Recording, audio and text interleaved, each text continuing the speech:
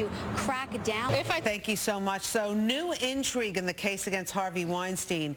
Two New York Times reporters who have been following the story are out with a new book. It's called She Said. Also revealed this week, new emails that show Harvey's close relationship with one of his accusers. Joining us this morning to discuss the developments, Harvey Weinstein's attorney, Arthur Aidala. Hello, Arthur. Hi. First of all, I want to say I'm one of his attorneys. The lead attorney is Donna Rotono from Chicago, who is spectacular, and I'm ecstatic, and my whole team is to work with her. And by the way, she's handled, what, 15 Me Too cases? She's done a lot of this in Chicago, yes. a ton of it. And the other thing I just wanted to say is, obviously, we're being asked to make many of these television appearances, and I, Arthur, would only be here with the two of you, not only based on my long-term relationship with you guys at Fox, but the integrity that you both bring to the television. And I know you'll give Harvey at least a fair shake, because that's what he deserves.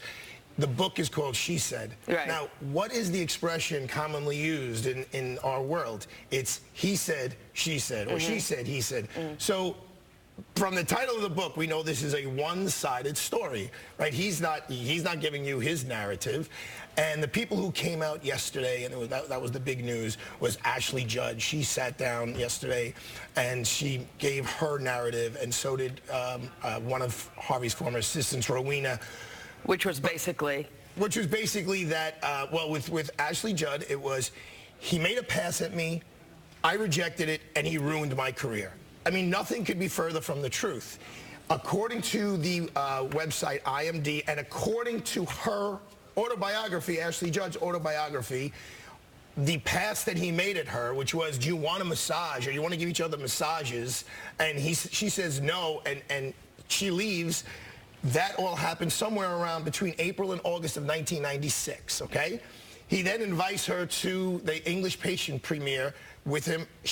For him, she attends. She also goes on a date with his brother, Bob Weinstein, shortly after this interaction between the two of them. And what I have here, and I'm going to read for the first time anywhere. Nobody's heard this before. Nobody's heard this. Is an email from Harvey to Ashley Judd, about 6 months after this alleged assault that took her, which is, do you want to have a massage? Do you want to watch me shower? She says no. An invitation. An invitation. Okay. An invitation. He made a pass at her. That's basically the bottom line. Okay. He then writes her a letter on February 4th, 1997. That says, Dear Ashley, over the weekend, I read Bedlam. That's the script. While I think Mary is a really strong character for you, I am not entirely passionate about the project. And then he talks a little bit more about the project. I am quite sure you will find someone passionate to make this movie. Your friendship is something I treasure. If you have anything else you would like me to read, I am always available. I look forward to seeing you soon. Best regards, Harvey Weinstein. P.S. Just to be sure about this script, I'm paraphrasing, I had 3 of my top production executives read the script over the weekend, and they agreed that this is not something for us, and for us was Miramax. So yesterday on national television, she claims that this interaction between the two of them affected her so horribly that she couldn't function, and she tells Diane Sawyer that there's a picture of the two of them at the Oscars a month after this letter, and she was hoping she didn't run into him because she was terrified of him. Meanwhile, she's pursuing him to read a script for him to do her movie. But did she react to that? And then, yeah. Well, obviously she's not happy about this, right? She's asking Harvey, can you produce my movie? And he's basically very nicely saying, no, I'm not going to do your movie. Did she reply to this? Yes. I don't have an email, but they're together again a month later. She does 2 movies for him after that. 2. Frida and I forget, there's another one, but having to do with she says she wanted to be in those movies. She wanted a smaller role. I'm not ragging on Ashley Judd. She clearly has problems. She admits it. She went into therapy. She had childhood issues. But she says, my career slowed down after I went into therapy. She never says my career slowed down after I had this encounter with Harvey Weinstein. They make a big deal about, in this book, there's a pattern. Harvey Weinstein basically makes a pass at you while you're in his hotel room, maybe drinking champagne, celebrating a nomination, or celebrating the end of a film being put in the can, and he makes a pass at you, and when you get rejected, your career ends. There is no further thing from the truth when you talk about Gwyneth Paltrow. He apparently, at the same thing, he says... Well, there was always those rumors about Gwyneth, by the way. Well, I don't know if they were true or not. But the bottom line is you can never say Harvey stunted her career. That pass that he won made an on Oscar. Her, she won an Oscar. She became the highest paid woman in Hollywood. She thanks Harvey publicly, I don't want to say hundreds of times, but dozens of times on the biggest arenas in the world.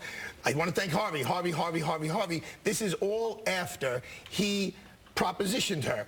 And Rosanna, there's a lot of real estate between making a pass at a woman, saying you want a massage or you want to take a shower together, and sexual assault and criminal behavior. But Arthur, let me ask you something. No, just one last thing. Nobody, Gwyneth Paltrow, Ashley Judd, Rowena Chiu, his former assistant, no one's saying Harvey committed a crime.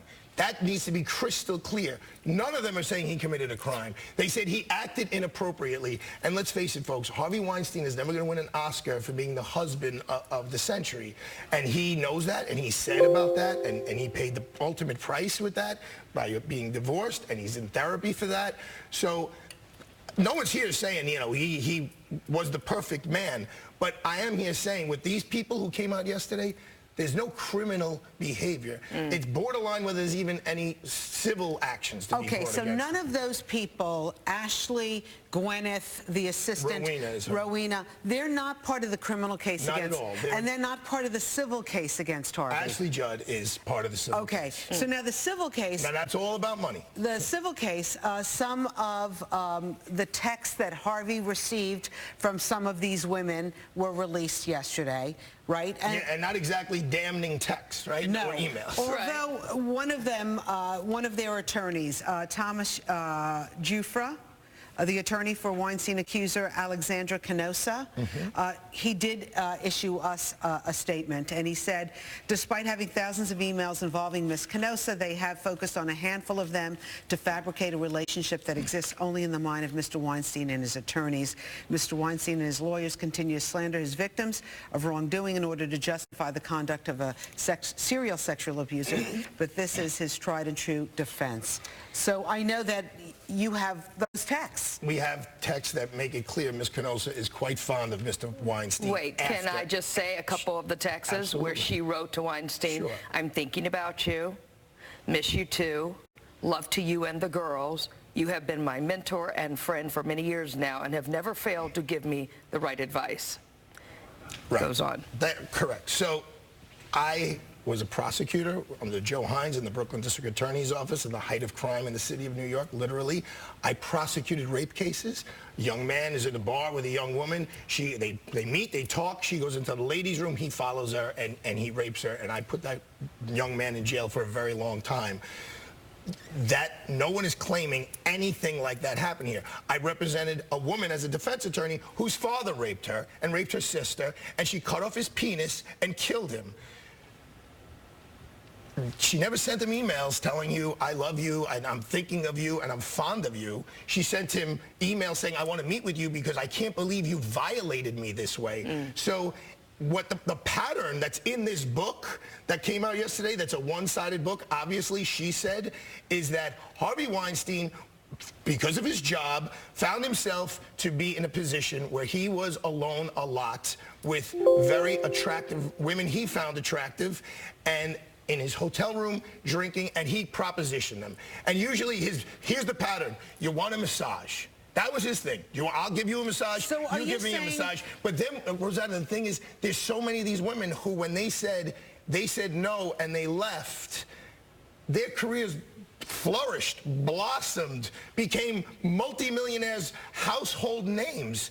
None of these women are saying, when I said no, he tackled me, he threw me down, he put his elbow on my throat. There's none of that stuff that we think of. And what I'm afraid of for his criminal case is the jurors, if they hear this noise that was on TV yesterday, as opposed to hearing the evidence, which is he propositioned someone, he was rejected, and life went on splendidly for most of these people. If they follow the evidence, then Mr. Weinstein's going to be exonerated. But if they just read the headlines, which are salacious, then we'll have a problem. But I have confidence in New Yorkers. By the way, where do you get a fair trial? Because, I mean, even if you moved it outside of New York. Well, I mean, I put that motion in. Here's the thing.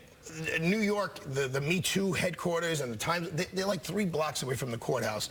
Let's see how animated people are to try to influence a jury pool if the trial's in Syracuse or if the trial's in Riverhead, New York, where people don't have to walk out of their office 2 blocks and hold up a sign and try to, in my opinion, inappropriately influence jurors to focus on their placards as opposed to the evidence and what Judge Burke allows to come into evidence or doesn't come into evidence.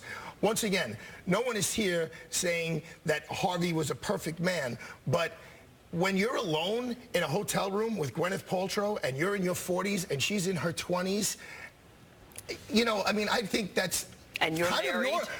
And you're married, and it's absolutely wrong. I said you can't justify this. Listen, I said he's not going to win an Oscar for, but in the Lord's Prayer on the Catholic Church, it says, and lead us not into temptation. Well, that has to be a pretty strong temptation when you're drinking and you're all alone in a hotel room, not to commit any kind of sexual assault, but to at least say, listen, here, we're alone. We just did it. We just won this award, or we just won this nomination. You want to fool around? And she says no. And it's all right, Arthur, when the trial is going to start January 6th? January 6th, yep. It's going to be a lot of hard work between now and then, but our confidence really are in the New York City jurors, because we're a special breed, and that's why I'm on Fox 5, because we're talking to New Yorkers. We're not talking to the nation. Arthur, we appreciate it because, you know. Well, you have a choice. We know that. So, yeah, I have a big choice. Thank you so much for coming on today. My pleasure. We appreciate it.